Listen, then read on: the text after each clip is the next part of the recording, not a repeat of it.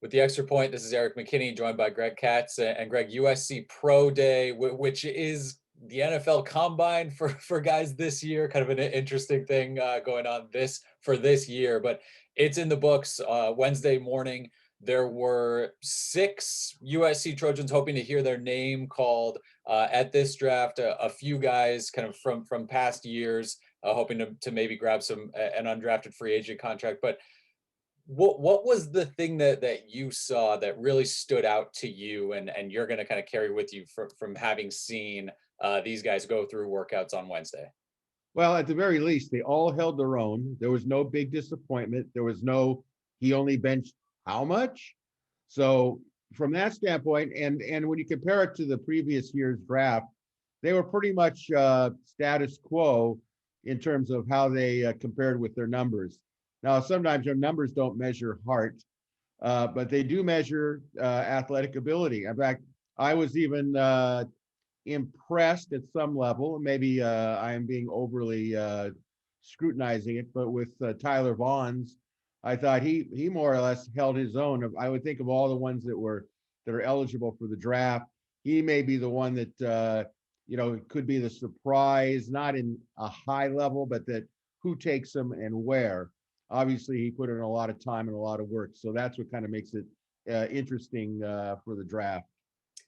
I'm right with you. When I first kind of threw this topic out, my thought was, we'll talk about kind of a specific guy here and there, and whoa, that number really sort of blew us away. And either way, right?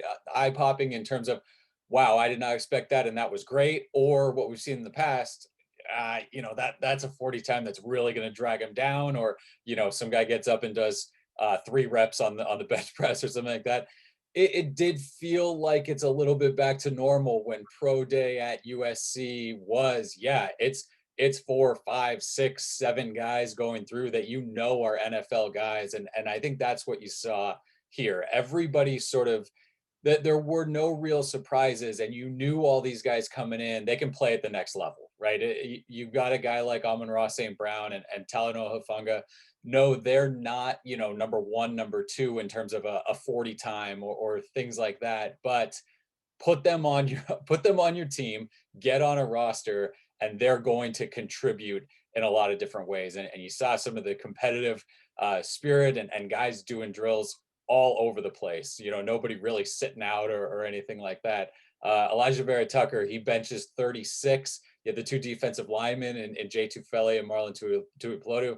They each bench 30 times. So that there were some big numbers there. St. Brown, he does 20. But like you said, just kind of overall, okay, this is what we've seen from these guys, and now they're backing it up. You've got, like you mentioned, Elijah Vera Tucker. He looks like he has absolutely locked himself in to that first round, and maybe not as a tackle, but when you're going in as the number 1 guy at a position where Vera Tucker might be the number 1 overall interior offensive lineman, boy, that's not a bad spot to be in. So again, I think overall a very, very good day for USC, and some bright spots when you got to see these guys on the field a little bit running around.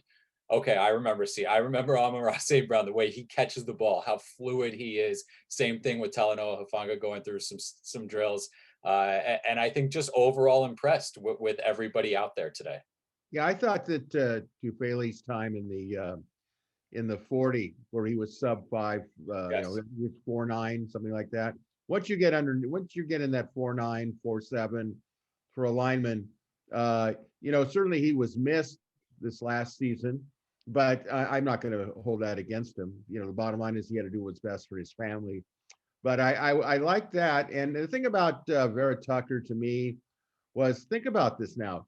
In 2 successive years, USC is going to have what I consider high draft picks for offensive linemen in the first round, which makes you question, if you have 2 first-round draft picks, let's say 2 years ago, basically, in Austin Jackson and Vera Tucker, how do you come in last place in rushing?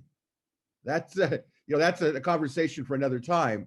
But in listening actually to Vera Tucker, he gave a lot of credit, as did Austin Jackson at the time, to departed offensive line coach Tim Drevno, and stressed the fact that Drevno, really hit hard on the fundamentals of being an offensive lineman.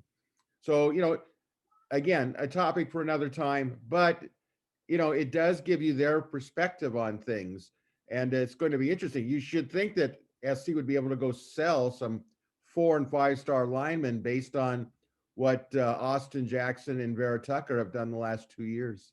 Yeah, absolutely. And a year after we saw USC with a first round pick and a second round pick, and then nothing after that, maybe this draft starts to feel a little bit more familiar where, again, someone probably going in the first round and then maybe second, third rounders, and then kind of spread throughout the rest of the draft where you're expecting, at least a handful of guys to go. And again, Wednesday, I think locked a few guys definitely into that draft and maybe kind of solidified guys or push them up a little bit. Again, a good showing overall for all the Trojans who participated in the USC Pro Day on Wednesday.